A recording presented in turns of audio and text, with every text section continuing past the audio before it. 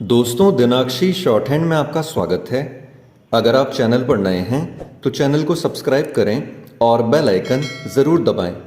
यह संपादकीय डिक्टेशन 555 शब्दों की एक डिक्टेशन रहेगी जो कि 90 शब्द प्रति मिनट की गति से बोली जाएगी।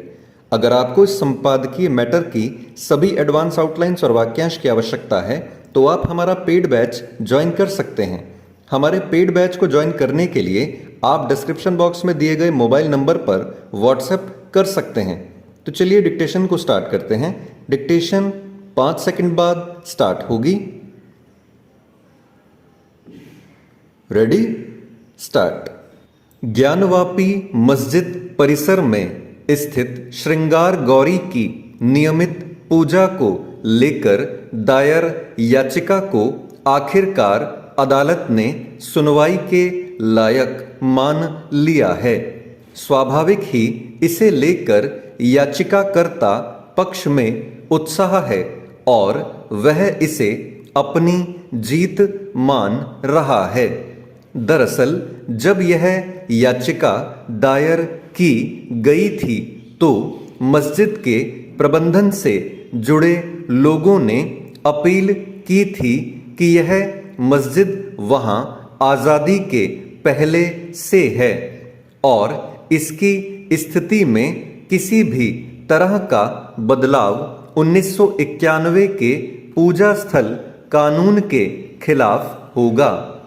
इस कानून में अयोध्या को छोड़कर देश के तमाम पूजा स्थलों में यथास्थिति बहाल रखने का प्रावधान है, मगर ज्ञानवापी मस्जिद परिसर के हिंदू मंदिर की जगह बने होने का दावा प्रबल होने लगे तो अदालत ने मस्जिद परिसर के सर्वेक्षण का आदेश दिया था। उस सर्वेक्षण में मस्जिद परिसर में हिंदू प्रतीक और शिवलिंग मिलने की पुष्टि की गई। उसके बाद दबाव और बढ़ने लगा था। तब सर्वोच्च न्यायालय ने वाराणसी की जिला अदालत को आदेश दिया कि वह तय करे कि याचिका पर सुनवाई की जा सकती है या नहीं। उसी के मद्देनजर अदालत ने तमाम गवाहों के बयान और सर्वेक्षण के साक्ष्यों के आधार पर फैसला किया है कि याचिका की सुनवाई की जा सकती है। हालांकि यह पहली बार नहीं है जब ज्ञानवापी परिसर पर दावे के लिए अदालत में गुहार लगाई गई। इससे पहले भी कई बार अदालत का दरवाजा खटखटाया जा चुका है, मगर अदालत ने उन याचिकाओं को सुनवाई के लायक नहीं पाया। अब चूंकि सर्वेक्षण के बाद कुछ साक्ष्य उपलब्ध हुए हैं और गवाहों के बयानों से अदालत को लगा है कि इस मामले की सुनवाई की जा सकती है, तो इस फैसले का स्वागत किया जाना चाहिए। अभी अदालत ने सिर्फ यह स्वीकार किया है कि इस मामले की सुनवाई की जा सकती है। इसका अर्थ यह नहीं कि इससे ज्ञानवापी परिसर पर किसी की दावेदारी सिद्ध होती है। जब यह मामला चलेगा तो दोनों पक्ष अपने अपने पक्ष में दलीलें देंगे। साक्ष्यों और ऐतिहासिकता आदि की परख होगी। देश में बहुत सारी जगहों पर इस तरह दो समुदायों के पूजा स्थलों की भूमि पर कब्जे आदि का विवाद है।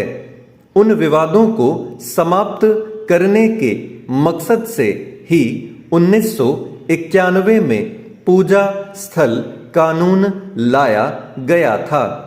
इस कानून की मौजूदगी में ही अदालत तमाम पक्षों की परख और सुनवाई करेगा।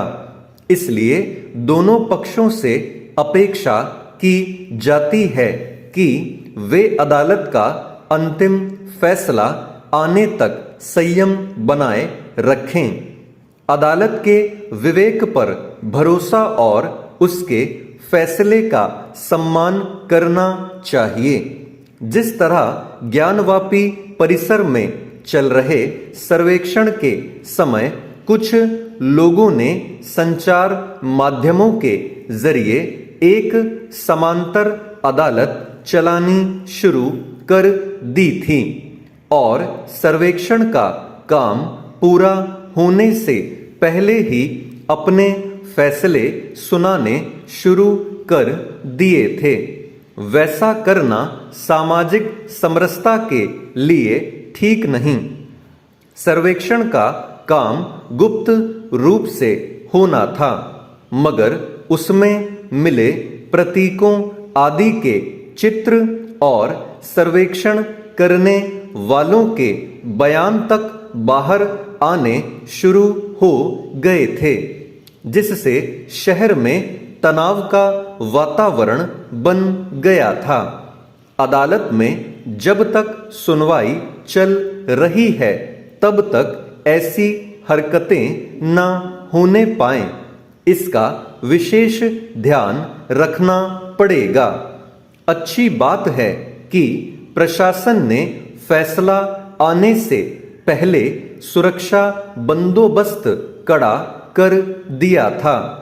ऐसी ही मुस्तैदी बनी रहनी चाहिए। इसे लेकर किसी भी तरह का उपद्रव सामाजिक सौहार्द को बिगाड़ सकता है। स्टॉप।